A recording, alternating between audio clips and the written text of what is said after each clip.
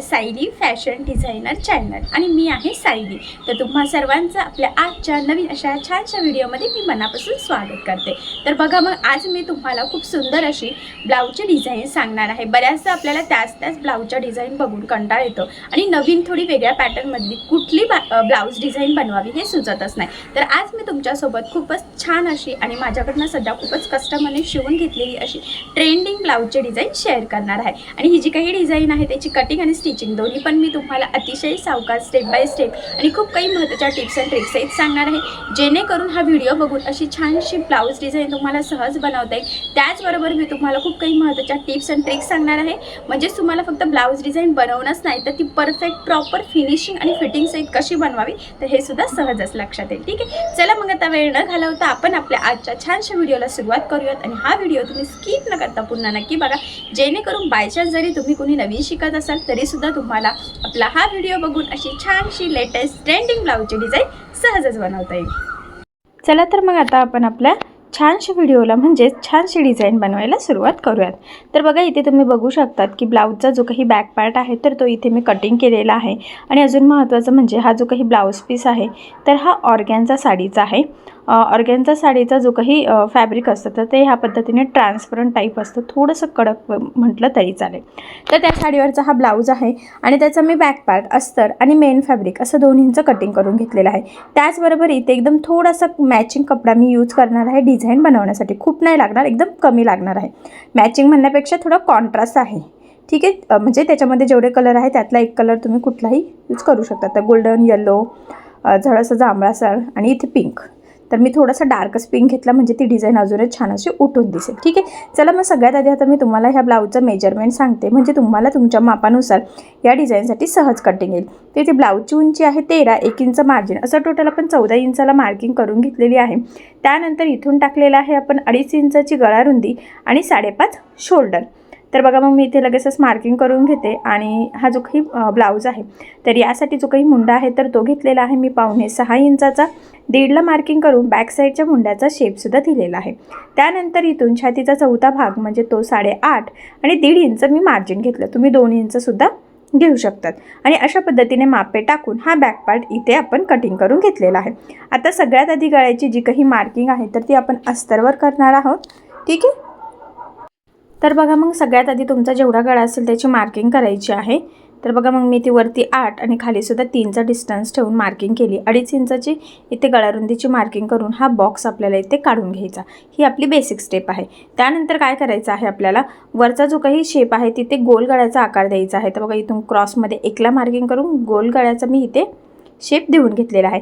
त्यानंतर जे काही खाली आपण 3 इंच डिस्टन्स घेतलेला आहे तर त्याचं निम्म म्हणजे 1.5ला मार्किंग करून इथे आडवं 1ला मार्किंग करायची, किंवा 1पेक्षा कमीही तुम्ही करू शकता। ठीक आहे, आता मी सध्या तर मार्किंग करते, शेप देताना वाटलं तर थोडं कमीही होईल किंवा जास्तही होईल।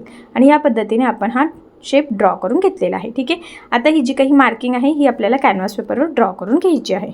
तर बघा मग मी इथे कॅनव्हास पेपर घेतला, तर इथे आपण पेपर कॅनव्हास यूज करणार आहोत। तर तो डबल फोल्ड करून या पद्धतीने आपल्याला बॅक पार्टवर ठेवून घ्यायचा आहे। असा ठेवल्यानंतर फेंट गळ्याची मार्किंग आपल्याला दिसते तर ती आपण स्केच पेनच्या सहाय्याने डार्क करून घ्यायची आहे। तुम्हाला व्हिडिओमध्ये जरी दिसत नसेल पण ह्या पद्धतीने जर तुम्ही केलं तर तुम्हाला नक्कीच छान अशी परफेक्ट मार्किंग फेंट दिसेल। तीच मार्किंग बघा इकडच्या साईडने सुद्धा दिसते फेंट, तर ती आपण डार्क करून घेतलेली आहे, जेणेकरून आपल्याला सेंटरपासून दोन्ही गळ्याचा शेप व्यवस्थित प्रॉपर येईल, शोल्डर उतरण्याचे चान्सेस नसणार आणि गळासुद्धा प्रॉपर फिनिशिंग सहित रेडी होईल। तर 1 इंचाचं मार्जिन ठेवून आपण हे कटिंग करून घेतलं। यानंतर काय करायचं आहे, आता आपल्याला सगळ्यात आधी ह्या बॅक पार्ट जोडून घ्यायचा। तर बघा मेन फॅब्रिक म्हणजे ब्लाऊजचा बॅक पार्ट सरळ ठेवलेला आहे आणि त्यावर अस्तरचा आपण कटिंग केलेला बॅक पार्ट मी ठेवून घेते। सेंटरला एक पिन लावायची आहे। आणि आता इथे सगळ्यात आधी आपल्याला कमरेच्या साईडला साधारणतः 1/2 इंचाचं मार्जिन ठेवून एक सिंपल अशी सरळ टीप टाकून घ्यायची आहे। तर बघा मी इथे टीप मारून घेतली आणि यानंतर आपल्याला जे काही ब्लाऊज पीसचा एक्स्ट्राचा कपडा आहे तर तो इथे कटिंग करून घ्यायचा आहे बघा। आणि आता हा कटिंग झाल्यानंतर आपल्याला हा पार्ट सरळ करून घ्यायचा आहे। पिन काढून मी या पद्धतीने सरळ करून घेतला आणि आता आपल्याला वरच्या साईडला द्यायची आहे दाबटीप। तर बघा आता इथे दाबटीप देताना काळजी घ्यायची आहे की आपला जो काही अस्तरचा आतला कपडा आहे तर तो वरती दिसणार नाही, जेणेकरून आपली डिझाईनची फिनिशिंग, ब्लाऊजची फिनिशिंग बिघडायला नको। त्यासाठी ही खूप महत्त्वाची टीप आहे, सो तुम्ही आठवणीने फॉलो करा। तर ह्या पद्धतीने दाबटीप देऊन घेतली, प्रॉपर असं फिनिशिंग सहित. ठीक आहे.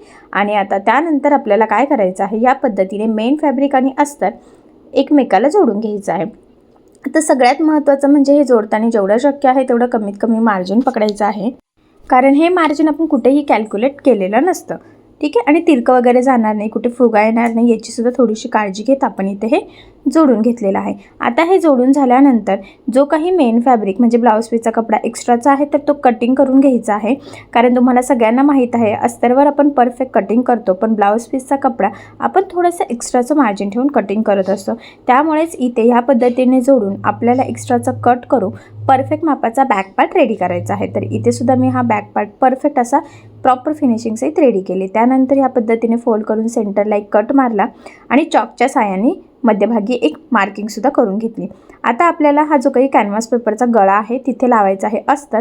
तर त्यासाठी बघा मी ब्लाऊज पीस कट झाल्यानंतर जे काही अस्तर उरलेलं आहे तर ते घेते, इथे ह्या पद्धतीने कट करून घेतला. आणि सगळ्यात आधी आपल्याला इथे एक सिंपल अशी टीप मारून घ्यायची आहे ह्या पद्धतीने, म्हणजे जसा शेप आहे तसा, जी मार्किंग आहे त्यावर नाही, जे आपण एक्स्ट्राचं मार्जिन घेतलेलं आहे ना त्यावर. आणि महत्त्वाचं म्हणजे मारताना कुठे गोळा होणार नाही याची थोडीशी काळजी घ्यायची. आता ही टीप मारून झाल्यानंतर फोल्डिंग पुरतं थोडंसं ठेवत बाकीचं एक्स्ट्राचं सगळं अस्तर आपल्याला इथे कटिंग करून घ्यायचं आहे. तर तुम्ही पाव इंच, अर्धा इंच तुम्हाला जेवढं फोल्डिंगला लागेल तेवढं ठेवायचं आणि ह्या पद्धतीने कट मारायचे आहे, म्हणजे तो कपडा व्यवस्थित फोल्ड होईल.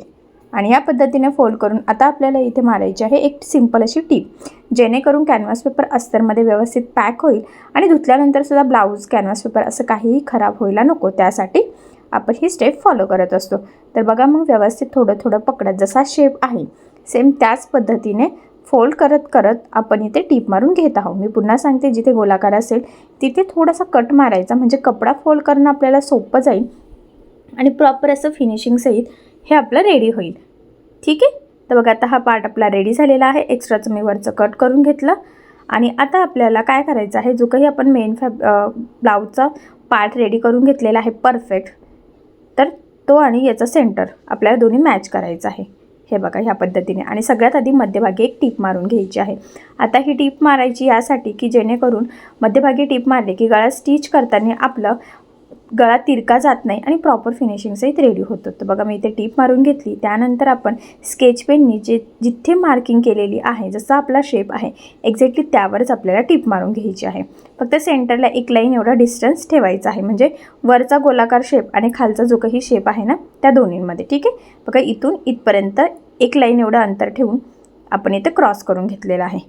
आणि बघा मग ह्या पद्धतीने व्यवस्थित जी मार्किंग आहे एक्झॅक्टली त्यावरच आपण इथे टीप मारून घेतलेली आहे. आता ही टीप मारून झाल्यानंतर आपल्याला जे काही एक्स्ट्राचं कॅनव्हास पेपर अस्तर वगैरे असेल तर ते सगळं इथलं कट करून घ्यायचं आहे.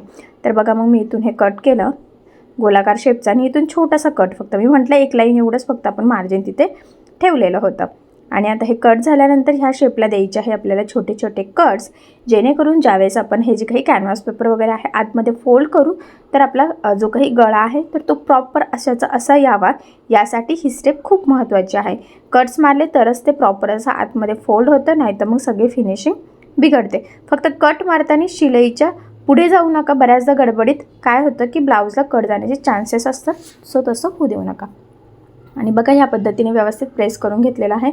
आतमध्ये फोल्ड करायचं आणि हे जे काही कानेकोपरे आहेत ना तर ते आपल्याला स्क्रूड्रायव्हरच्या सहाय्याने अलगद अलगद बाहेर काढायचे. खूप जोरात प्रेस करू नका, नाहीतर मग पुन्हा फाटण्याचे चान्सेस असतात. तर मी ते स्क्रूड्रायव्हर घेतलं, तुम्ही कुठलीही शार्प गोष्ट यूज करू शकतात. आणि कानेकोपरे बाहेर काढल्यानंतर हे व्यवस्थित फोल्ड करत आपल्याला गळ्याला द्यायची आहे ते दाबटीप. तर बघा इथे दाबटीप देताना काळजी घ्यायची आहे की जो काही आपला अस्तरचा कपडा आहे, म्हणजेच अस्तर कॅनव्हास पेपर वगैरे, तर ते वरती दिसणार नाही, जेणेकरून आपली ब्लाऊजची गळ्याची डिझाईनची फिनिशिंग बिघडायला नको. त्यासाठी ही खूपच महत्त्वाची टीप आहे, सो तुम्ही व्यवस्थित ती फॉलो करायची आहे. आणि बघा मग ह्या पद्धतीने काळजीपूर्वक थोडं थोडं पकडत प्रॉपर असा शेपवरच आपण इथे दाबटीप देऊन घेतलेली आहे. काळजीपूर्वक द्यायची, ज्या टिप्स सांगितल्यात सो त्या नक्की फॉलो करा आणि ते तुमच्या लक्षात येईल की किती फिनिशिंग सहित परफेक्ट असा आपला गळा इथे रेडी झालेला आहे. बघा खालचा शेप वरचा शेप एकदम प्रॉपर असा मॅचसुद्धा झालेला आहे. ठीक आहे. एवढं नक्कीच तुमच्या लक्षात आलेलं असेल. त्यानंतर इथे आता आपल्याला लावायची आहे एक लेस. तर मी इथे गोल्डन लेस यूज करते, कारण गोल्डन लेस कशावरही मॅच होते. तुम्ही कॉन्ट्रास्ट लेससुद्धा यूज करू शकतात. तर मी इथे गोल्डनमध्ये डिझायनर लेस घेतलेली आहे आणि आता ही आपल्याला गळ्याच्या साईडने लावायची आहे. आणि पुन्हा सांगते, लेस लावताना शक्यतो मॅचिंग दोरा वापरायचा, म्हणजे फिनिशिंग छान येते. आणि या पद्धतीने व्यवस्थित गळ्याच्या कडेकडेने मी इथे ही लेस लावून घेते. तुम्ही बारीकही लावू शकतात, अशी ब्रॉडही लावू शकतात, किंवा यापेक्षा अजून जास्त ब्रॉड किंवा अजून जास्त बारीक तुम्हाला जशी आवडेल किंवा कस्टमरला जशी आवडेल तशी लावू शकतात. फक्त इथे कानाकोपऱ्यावरती लेस व्यवस्थित प्रॉपर अशी प्रेस करून घ्यायची. प्रेस म्हणण्यापेक्षा ती थोडीशी तिरकी अशी फोल्ड करायची आहे एकावर एक, म्हणजे मग शेप आपल्याला जसा हवा आहे तसा येईल. बऱ्याचदा काय होतं की आपण गळा व्यवस्थित कट करतो, कॅनव्हास पेपर प्रॉपर लावतो, सगळं फिनिशिंग सहित रेडी होतं, पण लेस लावण्यात चुकलं की आपला पुन्हा सगळं ब्लाऊजचा गळ्याची जो काही आकार असतो तर तो सगळा बदलण्याचे बिघडण्याचे चान्सेस असतात. सो तसं होऊ नये त्यासाठी अतिशय काळजीपूर्वक सावकाश आपल्याला लेस लावायची आहे. जसं आपला शेप आहे प्रॉपर त्यावरच एकसारखं पकडत. त्याला थोडीशी प्रॅक्टिसची गरज असते, हळूहळू झालं की बरोबर होतं. पण फिनिशिंगसाठी खूप महत्त्वाची टीप आहे, तर व्यवस्थित काळजीपूर्वकच आपल्याला इथे लेस लावायची. तर बघा इथे ही लेस लावून झालेली आहे. आता काय करते की अजून एक डबल टिप देऊन घेते. आता इथे लेस बऱ्यापैकी ब्रॉड आहे, त्यामुळे तुम्हाला जर वाटत असेल तर तुम्ही छोट्या लेसला नाही दिलं तरी चालेल, पण माझं म्हणणं आहे की तुमची लेस जाड बारीक कशीही असू शकते, तर डबल टिप देत चालायची. त्याचे 2-3 फायदे आहे. सगळ्यात महत्त्वाचं म्हणजे फिनिशिंग खूप छान येते, त्याचबरोबर लेसवरती तरंगतसुद्धा नाही आणि लवकर ब्लाऊज खराब होत नाही, लेसही खराब होत नाही. सो त्यामुळे शक्यतो डबल टिप देऊन द्यायची. तर बघा इथे प्रॉपर फिनिशिंग सहित आपण ही लेस लावून घेतलेली आहे आणि बऱ्यापैकी ब्रॉड आहे, पण मी डिझाईनवर टिप मारलेली नाही आहे. नंतर ती ब्लाऊज पूर्ण झाला की लेस व्यवस्थित पॅक होईल. ठीक आहे. आता आपल्याला टाकायचे आहे बॅक साईडला टक्स. तर बघा मग इथे सेंटरपासून 4.5ला मार्किंग केली आणि उभं 4चे टक्सची मार्किंग करायची आणि साईडला अर्धा इंच अशा पद्धतीने मार्किंग करून झाल्यानंतर जी लाईन आहे त्यावर ह्या पद्धतीने फोल्ड करत आपल्याला इथे तिरका टक्स टाकायचा आहे. टक्सला स्टार्टिंगला एंडिंगला नेहमी काय करायचं, डबल टिप द्यायची आहे. व्यवस्थित लॉक करून घ्यायचं आणि पूर्ण टक्सला सुद्धा आपण इथे डबल टिप देऊन घेतली, जेणेकरून टक्स लवकर खराब होणार नाही. याचाच अर्थ आपला ब्लाऊजसुद्धा लवकर खराब होणार नाही. सेम त्याच पद्धतीने बघा मी इथे दुसऱ्या साईडला सुद्धा टक्स टाकून घेत आहे. पुन्हा सांगते, डबल टिप द्यायची, स्टार्टिंगला एंडिंगला व्यवस्थित लॉक करायचं आणि अशा पद्धतीने परफेक्ट प्रॉपर फिनिशिंग्स आहेत दोन्ही साईडला. बघा इथपर्यंत इथे टक्स टाकून घेतलेले आहे. ठीक आहे. इथपर्यंत नक्कीच तुमच्या लक्षात आलेलं असेल. आता हा जो काही पार्ट आहे तर हा मी सध्या साईडला ठेवते आणि पुढे काय करायचं आहे तर ते मी तुम्हाला सांगते. आता आपण जो काही कॉन्ट्रास्ट कपडा घेतला होता तर तो वापरायचा आहे. तर त्याच्या मॅचिंग दोरा मी इथे ओवून घेतलेला आहे, म्हणजे काय होतं की फिनिशिंग प्रॉपर राहते. शक्यतो लेसला ब्लाऊजचं मॅचिंग, लेसला लेसचं मॅचिंग आणि तुम्ही जो काही कॉन्ट्रास्ट कपडा यूज करणार असेल तर त्याला त्याचा मॅचिंग असे धागे सध्या शक्यतो यूज करायचे, म्हणजे ब्लाऊजची फिनिशिंग प्रॉपर येते. आणि ह्या पद्धतीने डबल फोल्ड करून हे मी कट करून घेतलं आणि आता हे उलटं करायचं आहे ॲक्च्युली आपल्याला. हा जो काही आपण कॉन्ट्रास्ट कपडा घेतलेला आहे ना तो ह्या पद्धतीने. आणि आता आपल्याला कडेकडेने 1/2 इंचाचं मार्जिन ठेवत तिथे टिप मारून घ्यायची आहे. बघा सगळ्या साईडने जिथे जॉईंट आहे तिथे काही गरज नाही आहे आणि इथे थोडंसं आपण ओपन करण्यासाठी मी तसंच ठेवलं आणि स्क्रूड्रायव्हरच्या साहाय्याने जिथे आपण जागा ठेवली होती ना, म्हणजे शिलाई टाकली नव्हती, तिथून ते बाहेर काढून व्यवस्थित आपल्याला हे सरळ करून घ्यायचं आहे. याचेसुद्धा कानाकोपरे व्यवस्थित प्रेस करायचे. आता बघा हे व्यवस्थित प्रॉपर सरळ झाल्यानंतर इथे द्यायची आहे आपल्याला दाबटीप. तर बघा दाबटीप देताना हा जो काही आपण जिथे टीप मारली नव्हती तर तो व्यवस्थित एकसारखा कपडा आतमध्ये फोल्ड करायचा आहे. बघा फिनिशिंग प्रॉपर येईल याची थोडीशी काळजी घ्यायची आहे आणि ह्या पद्धतीने कडेकडेने आपल्याला इथे दाबटीप देऊन घ्यायची आहे. मॅचिंग दोरा असल्यामुळे फिनिशिंग छानच येते. आणि बघा मग ह्या पद्धतीने इथे मी हा जो काही छोटासा पार्ट आहे इथे दाबटीप देऊन घेतली. आता काय करायचं, सेंटरला ह्या पद्धतीने छोट्या छोट्या प्लेट्स टाकून मी डायरेक्ट मशीनवरच इथे डबल टिप देऊन व्यवस्थित ते पॅक करून घेतलेलं आहे. हे बघा तुम्हाला दाखवते, एकदम छान छोटासा बो आपला इथे रेडी झालेला आहे. आता काय करायचं आहे, इथे आपल्याला ह्याच कपड्याचं एक छोटीशी पट्टी तयार करायची आहे. बघा ह्या पद्धतीने चपटी पट्टी, एक फोल्ड इकडून एक फोल्ड आणि मग फोल्ड आणि सिंपल अशी एक टीप टाकून घेतलेली आहे.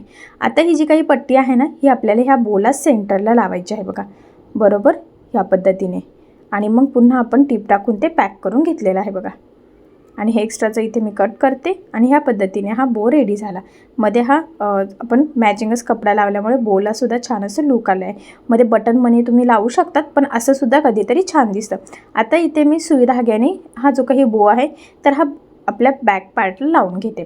तर सगळ्यात आधी काय करायचं, हे दोन जे काही पार्ट्स आहे म्हणजे हे टोकं सुई धाग्याने आपल्याला पॅक करून घ्यायचे आहे आणि मग त्याच्या सेंटरला आपल्याला हा आपण तयार केलेला बो लावायचा आहे. तर 2-3 टाके घेऊन पॅक करायचं. शक्य असल्यास 4 पदरी दोरा घेतला तुम्ही तरीसुद्धा चालेल. आणि मग आपल्याला हा जो काही बो आपण रेडी केलेला आहे तर तो तिथे लावून घ्यायचा आहे.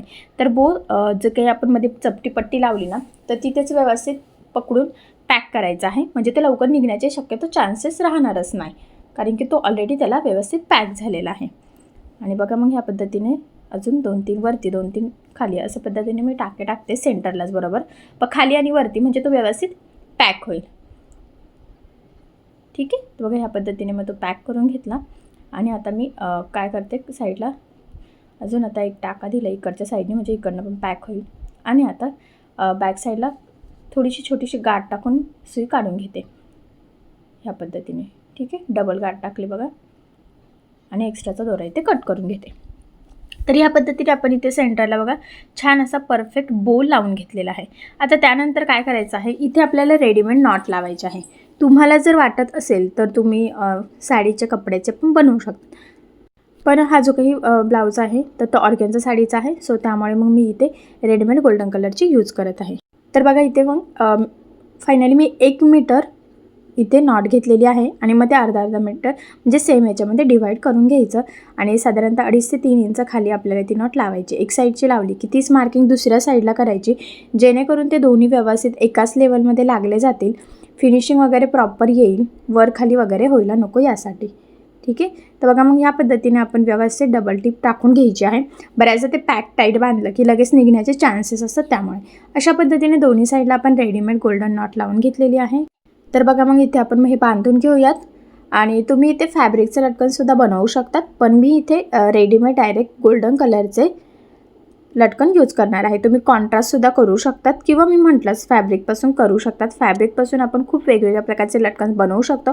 तर आपल्या सायली फॅशन डिझायनर या चॅनलवर मी ऑलरेडी बरेचसे लटकनचे व्हिडिओज टाकलेले आहे, सो तुम्हाला बनवायचं असेल तर तुम्ही तसा व्हिडिओ बघून बनवू शकता. सो फायनली आपली इथे खूप सुंदर अशी ट्रेंडिंग ब्लाऊजची डिझाईन तयार झालेली आहे. आणि सगळ्यात महत्त्वाचं म्हणजे बऱ्याच कस्टमरला गोलगळ्यावर डिझाईन आवडते, तर ही गोलगळ्यामध्येच थोडीशी फॅन्सी लुकमधली डिझाईन आहे, सो तुम्ही नक्की ट्राय करून बघा. मी तुम्हाला ह्या डिझाईनची कटिंग स्टिचिंग दोन्ही पण अतिशय सावकाश स्टेप बाय स्टेप आणि खूप काही महत्त्वाच्या टिप्स अँड ट्रिक्ससहित सांगितलेलं आहे, जेणेकरून हा व्हिडिओ बघून तुम्हालासुद्धा अशी छानशी ट्रेंडिंग ब्लाऊजची डिझाईन सहज बनवता यावी. कटिंग ते स्टिचिंग, कॅनव्हास पेपर स्टिचिंग वगैरे सगळं अतिशय सविस्तर सांगितलेलं आहे. सो फायनली ऑर्गेन्झा साडीचं सुद्धा आता खूप ट्रेंड चालू आहे, तर ऑर्गेन्झा साडीवर तुम्ही अशी छानशी ट्रेंडिंग ब्लाऊज डिझाईन नक्की ट्राय करून बघा. आणि जर तुम्हाला काही प्रॉब्लेम येत असेल तुम्हाला कमेंट करून नक्कीच कळवा, मी तुमच्या प्रश्नाचे उत्तर देण्याचा नक्कीच प्रयत्न करेन. ठीक आहे. सो चला मग आता आपण आपला आजचा व्हिडिओ इथेच थांबूयात. आणि तुम्हाला आपला आजचा व्हिडिओ, आजची डिझाईन कशी वाटली हे मला कमेंट करून नक्की कळवा. त्याचबरोबर आपली ही डिझाईन आवडली असेल तर व्हिडिओला लाईक करायला विसरू नका. आणि असेच नवनवीन छानसे व्हिडिओज बघण्यासाठी आपल्या सायली फॅशन डिझायनर या चॅनलला लाईक करा, शेअर करा आणि सबस्क्राईब करायला विसरू नका. आणि ज्यावेळेस तुम्ही सबस्क्राईब कराल त्यावेळेस त्यासमोरील बेल आयकॉन ही नक्की प्रेस करा. त्यामुळे काय होईल, जेव्हा मी नवीन व्हिडिओज टाकेल त्याचं नोटिफिकेशन तुम्हाला तुमच्या मोबाईलवर येईल. ओके. चला मग भेटूया पुन्हा नवीन अशा छानशा व्हिडिओमध्ये. तोपर्यंत टेक केअर, काळजी घ्या. Bye bye.